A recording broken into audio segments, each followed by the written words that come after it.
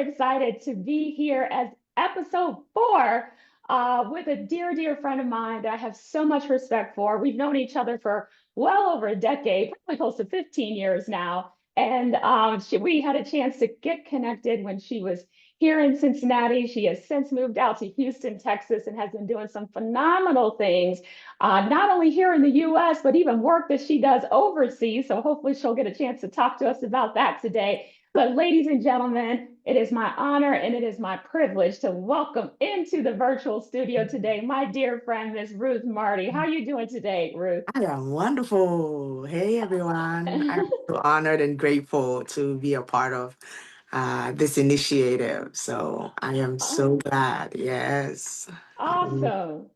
Awesome. Well, I am so excited to have you here today.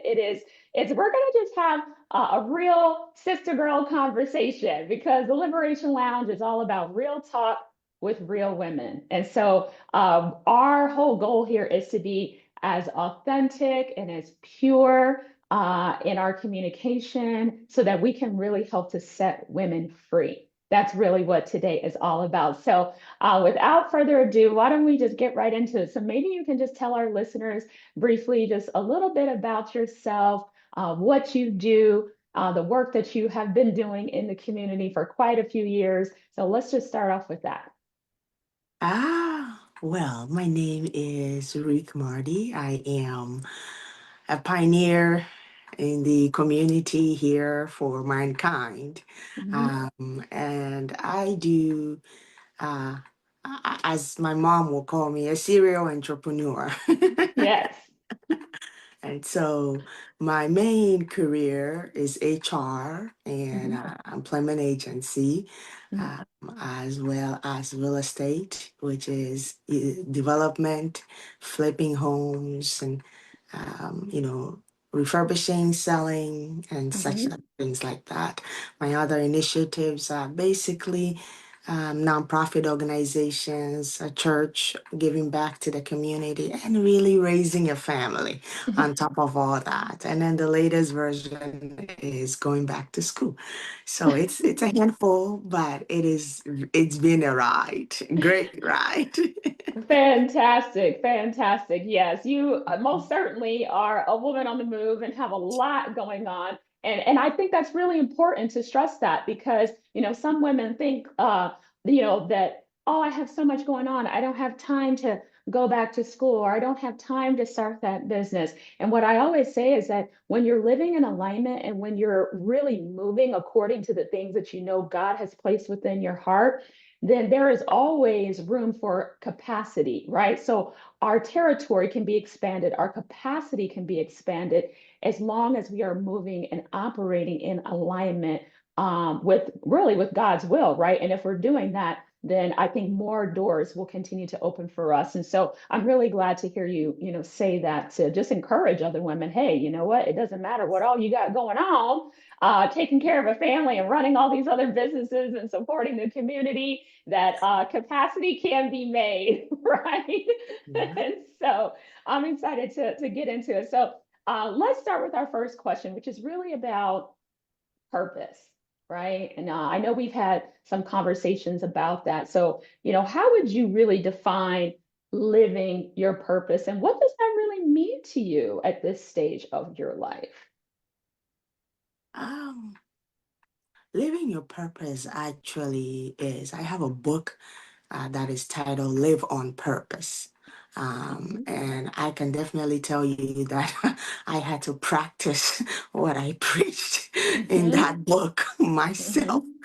And living your purpose, I believe that it is a form of coming out of the norm, Yes. because most of the time as individuals we get boxed in into what Mhm. society, maybe a culture, maybe Mhm. a family or Mhm. whatsoever is seeking and looking for from you, or Mhm. maybe a community, a church, whatsoever is seeking, the outside influence is Mhm. seeking from you. Now you have to sit and know that, you know what, I want to be purposeful in my own life. What do I want? What is the Mhm. Lord telling me? What is being birthed in me?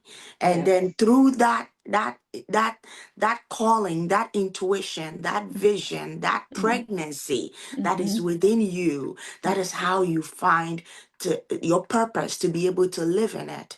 I had a lady I was counseling, and her purpose, oh, her thing is to always, had always, she's artistic, always been Mhm. about art and how to, decor and interior decoration. She has a knack for creativity, and Mhm. has a culture or home that is, quote unquote, forcing her to go into healthcare, Mhm. nursing, and maybe pharmacy and Mhm. things like that. Mhm. And she goes and she quits and goes. And for the past 5 years, so stuck because it's not her purpose and it's not Yes. her call. She's not able to grasp and finish the race in Yes. that thing. But I come to find out that once she put that on pause, to be able to, you know what, Pastor Ruth, I'm gonna do the decor school thing for that Mhm. 1 year. And I promise you, she never called off a day. She never quit. She never, Mhm. it was just straight, and graduated, and just landed herself a builder who has this homes and looking for some kind of ceiling drapes and all, Mhm. a big contract. And Yeah. looking at that portfolio, it's gonna be a lot of revenue. So Mhm. sometimes somebody that have been caged for 5 years and not being Yes. able to live on her purpose. So living is finding who you are, what Yeah. you like, who Yeah. who is your spirit man, and Yes. what is your spirit man telling you and saying to you. Because some of us deviated away from our purpose because the society wants you to, or even a woman wants you Mhm. to go to the school, get married, and have the Yeah. children and do this. What is your inner man saying? What's the Lord Yes. telling you? What are the Yes. dreams you're having? What are the visions you're seeing? What Yes. is that Ruth in you telling you? So Yeah. I think that knowing your purpose and living in it, the first one is to identify it, because you can Yes. never cure or solve something if you don't even know what it is. So Yeah. identify what the call is and the purpose of it. And then also the last one really is be intentional Mhm. about being purposeful. We Mhm. wake up in the morning and we go through the routine, and we brush our teeth, freshen up, shower, dress up, do this and do Mhm. this.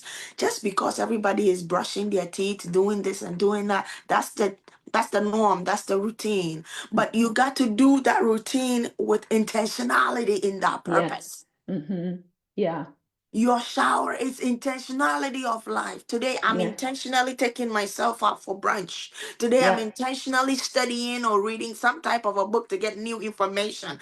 You're not going through the flow of the day, but you're picking the intentionality of things. And through that, you see your purpose manifesting more. You Yeah. see your joy manifesting more. It's just to find purpose, be intentional about things and not just Yeah. flowing with the norm, but be intentional about it. That's huge, Ruth, is because what we put our attention on and our intentions is so incredibly key when it comes to how we are fulfilling purpose. And so Yes. I really love how you shared that, because I think it's so critical that people really begin to understand that you got to be able to, just like you said, identify it and don't allow whatever society has conditioned you to do, or even what your family has told you to do, or even just being real and authentic with yourself That's it. about what it is that you really want. What are the things that are within your heart? And I know for women especially, we're such givers, we're such nurturers, and we're so Mhm. accustomed to giving and nurturing to all these other people. But then our soul becomes deficient because we have not really fed our soul the things that will bring us joy. And I know from experience, I did that. I was in a career for a very long time. And yeah, I made decent money, built a business with my husband at that particular time. but it's like it really wasn't giving me the joy, the fulfillment. I wasn't able, I felt kind of boxed in. I couldn't do things like this because of what other people were going to say or what they were going to think. Oh, what's she doing? And all this silly stuff. And I finally got to a place where I said, you know what? I got to be free. I got to be free. Right at the end of the day, I got to be free. And so I really, really love how you shared that. So let's talk a little bit about challenges, because we're all going to experience challenges in our life. Even if we're going down the path of purpose and intention, things show up. Life can start lifing, right? And so I want you to just share with us a time when you experienced a major challenge or maybe even a major loss within your life, and how you really began to look at that situation and kind of utilize it to propel you forward, right? Versus being, just boxed in by it or crushed by it. How did you really use it to be able to learn something, to grow from, and to move forward? Maybe you can share with our listeners a little bit about that. I believe that when life is lifing Mm-hmm. and things are happening, um, back in my days, when, especially at that time, being a startup in business, Mm-hmm. Mm-hmm. and when life was lifing then, I used to be it was like all hell was breaking loose in my Right. spirit. Yes. And the things that were going on was as tiny as this pen. Mm-hmm. And but I felt like it was an earthquake. It was just a magnitude of things. And oh my God, why would this person call off? And Mm-hmm. and now I gotta find another employee. And what is Mm-hmm. happening to me? And it was like whatsoever. And I saw that each month I was always anxiety and oh my God, oh like and it went on for so many years. And one day, as I was praying, I didn't even know how I incorporated it, but I just prayed. I said, Lord, let me see life as you want me to see life. Mm-hmm. Because this Mm-hmm. bondage, this jail of a thing, it's not Mm-hmm. where I want to be. And what came into me was bail yourself out. Mm-hmm. Bail yourself, your own self out of that box. Mm-hmm. Bail yourself out. And and it just started downloading. And what I understood from everything I got through that vision was that why is it so okay for you when you are sitting in a classroom Mm-hmm. and you're learning chemistry and you're learning biology, business admin, and science, and art, and all of these things.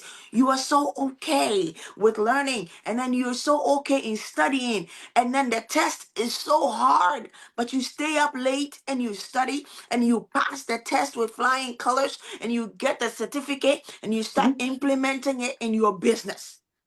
Mm-hmm. Why is it okay for you to go through college of the world, but you don't want to go through the college of Jesus Christ, Mm-hmm. Mm-hmm. which is life? Mm-hmm. Because the things you get in the classroom, when it comes to me, I'm not gonna be status quo and teach you that same thing. I'm gonna let you live it practically. Yes. Yeah, that's so good. And when I started seeing it as a form of education on its own from Christ, which is Yeah. life, Yeah. then I started going through that study process, that testing process, Mm-hmm. that acceptance process, that tweaking my life. So if I was with some friends and it didn't benefit me and it Mm-hmm. was draining the soul out of me, then I Mm-hmm. knew to know that you know what? That course, that college is not for me, or that class is not for Mm-hmm. me. How do I shift to this class? You understand? And if I am with a spouse and it's draining you Mm-hmm. emotionally, mentally, financially, and Mm-hmm. everything, then you realize that his will for you is to prosper and be of good health. So if Yes. you are not in a good health, Yeah. how do you shift? Yes. And if you are going into business and you keep investing and you keep investing in that same portfolio, and it keeps draining and it going down the hill, and there's no profit or good profit margins in there, how do you, as a college of life, begin to Mm-hmm. sit and go back to the drawing board and say, hey, how do I tweak this? Yep. How do I tweak this to be able to do better and to be able to, I would say, function better in this aspect of life? So, in as much as I feel in life, we get all anxiety and all what it Mm-hmm. is, but it's college of Jesus Christ. Yeah. So when it gives you lemon, you make lemonade. You learn from it.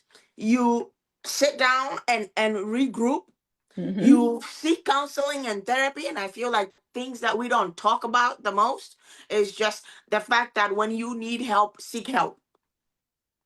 That's so good, Ruth. I mean, we often do not look at the life circumstances as it's the college of life, right? It's the college of life. And Yeah. we're okay with all the challenges that we have when we're in school and doing formal education. I remember I got my first F ever, ever in a class, I think my first or second year in college, and See? I think it was statistics. I got an F on my first exam ever. I had never seen an F ever on a test, and I was mortified. And what did I do?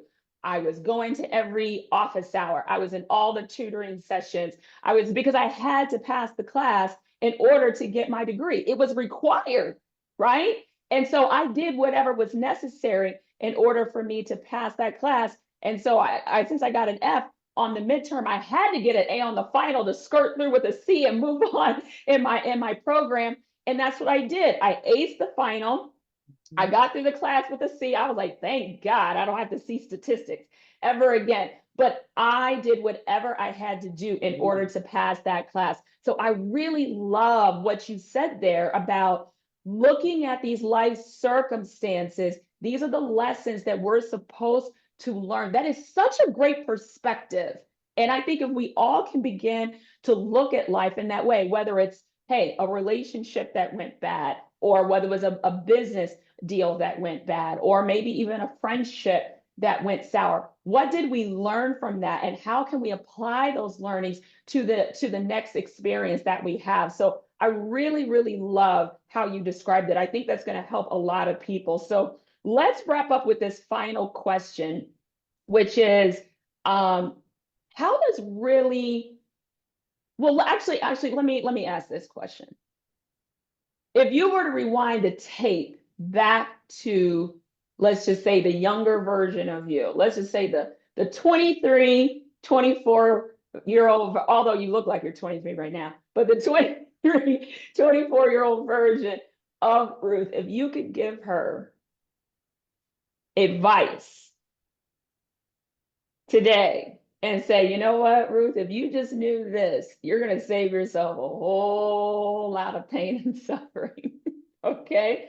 What is that one piece of advice that you would give the younger version of you about living more authentically, making better decisions? What would be that thing that you would share with the younger version of you? Live for yourself, Yes. pick better, Yeah. never be a people pleaser. Yeah. That's a big one. Make sure it is what you want and not what they want. Yeah. Yeah. Never let an opinion of others dictate your decision. Yeah. Yeah. Make sure you are selfish for your own self. Yeah. Don't Mm-hmm. sit there to be drained. Yeah. Exactly. The final one is your inner man and your intuitions Mm-hmm.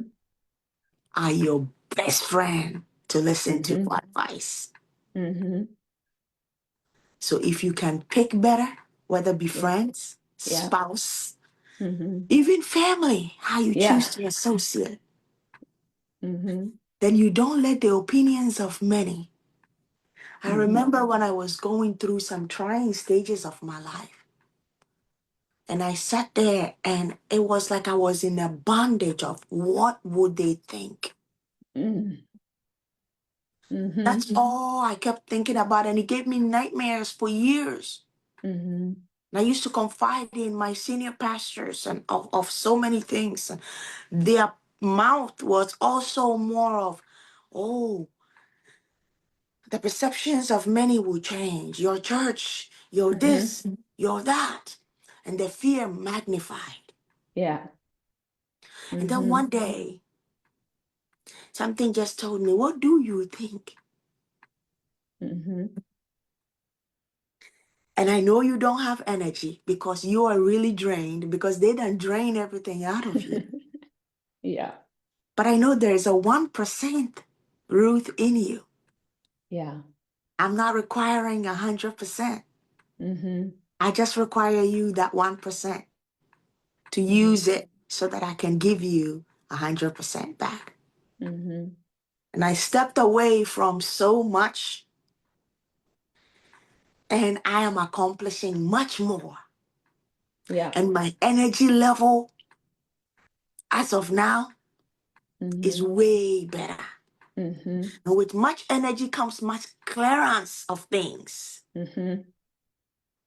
So, my younger self, I will say, don't be too quick to save everybody. Yeah. Mm-hmm. And don't be too quick to sit and give and give and give until you can't give any longer. Yeah. Mm-hmm. Because one thing my grandmother tells me or used to tell me was some people can can never cross the street to come and look at you when you're sick. But they will Mm-hmm. catch a flight to come to your funeral and bury you when you're done. Yeah. It's true. So my younger self will be keep you first. Yeah. Pick better Yeah. because you think you are in 2000 and Mm-hmm. you're just picking. But your 2025 will be the result of your picking of 2000. Yeah. Yeah. And when you can sit and not be drained, you will flourish better and you live on purpose better. Yeah. And Yeah. don't go according to status quo. Go according to what you are called to be. So good, Ruth. So good. I mean, I heard Warren Buffett or read this in an article, and he said one of the most important, no, he said the most important decision that you would ever make is who you choose to spend your life with. Oh And my, this is coming from somebody who's a billionaire, oh my. right? And so I can say that with the utmost confidence how important that decision is because that can either propel you forward or it can set you back, right?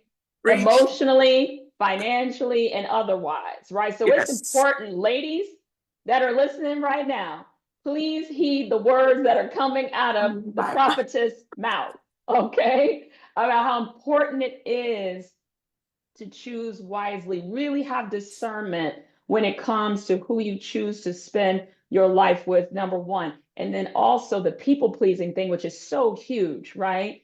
Is how important it is that we do pay attention to our intuition. God gave us that for a reason, yes. right? And so to really pay attention to our intuition, to really look at the truth in your heart about what it is that you want, not what society says you should have or experience or what your family says you should have or what you should experience. You've really got to find that truth in your inward parts, which is what my brother how my brother Scott used to call it, right?